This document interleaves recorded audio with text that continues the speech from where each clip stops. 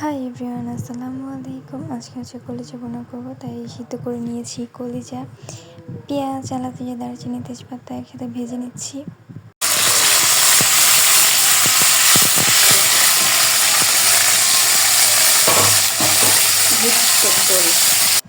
পেঁয়াজ বাটা, আদা বাটা, রসুন বাটা পরিমাণ মতো দিতে হবে, তাহলে মজা হবে।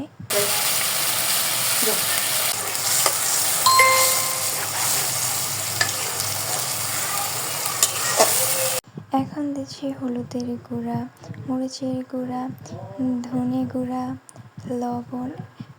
কিছুক্ষণ নাড়াচাড়া করে কষিয়ে নিতে হবে। এই তো দেখছেন আমাদের কষানো হয়ে এসেছে। এখন জিরা গুঁড়া দিয়ে দিব।